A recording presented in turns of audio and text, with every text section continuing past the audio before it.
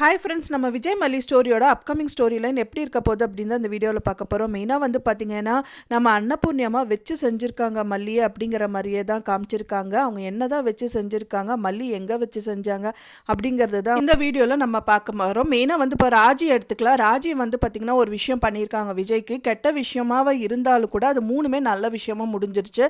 முதல் விஷயமா வந்துட்டு நம்ம விஜய் வந்துட்டு கனடா போக இருந்தது, அந்த விசா வந்து கேன்சல் ஆயிடுச்சு.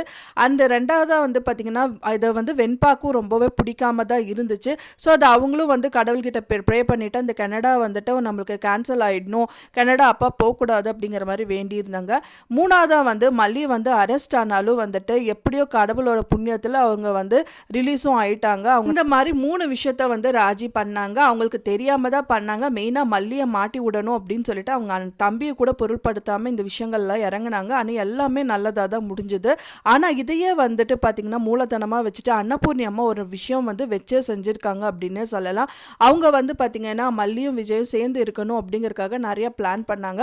ஸோ இப்போ வந்து அதுக்காக செக்யூரிட்டி கிட்ட வந்து ஃபைல் வந்து அவர் எடுத்துகிட்டு போன ஃபைல் எடுத்துகிட்டு போகாத மாதிரி வந்துட்டு அவர் பேச வச்சு மல்லியை கொண்டு போய் கொடுக்குற மாதிரி பண்ணாங்க. மல்லியும் கொண்டு வந்து கொடுக்குறாங்க.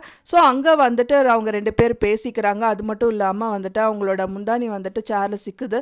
ஸோ அது வந்து விஜய் எடுத்துடுறாரு. ஸோ அந்த டயத்தில் ரெண்டு பேர் தலை இடிச்சுக்கிறாங்க. ஸோ இந்த மாதிரி விஷயங்கள் தான் நம்ம நினச்சிட்டு இருந்தோம். அதுக்கும் மீறி ஒரு விஷயம் பண்ணியிருக்காங்க. அது என்னன்னு பார்த்தீங்கன்னா நம்ம செக்யூரிட்டி அவங்க விஜயோட செக்யூரிட்டி வந்து பார்த்தீங்கன்னா அந்த ரூமை வச்சு பூட்டிட்டு போயிடணும் அப்படிங்கிற மாதிரி சொல்லியிருந்தாங்க. அதுக்காக தான் செக்யூரிட்டி வந்து பார்த்தீங்கன்னா விஜயோட ஃபோனை வந்துட்டு அவர் டேபிள் கீழே வந்து அப்படியே வீசிட்டு போகிற மாதிரியும் அந்த மல்லி வந்து ஃபோனை எடுத்துகிட்டு போகணும்னு நினச்சிட்டு இருந்தாங்க. அதையும் வந்து அன்னபூர்ணியமாக வந்து சார்ஜ் கம்மியாக இருக்குது, நான் சார்ஜ் போட்டு வைக்கிறேன் அப்படின்னு சொல்லிட்டு மல்லி வந்து ஃபோன் எடுத்துகிட்டு போக முடியாத அளவுக்கு பண்ணிட்டாங்க.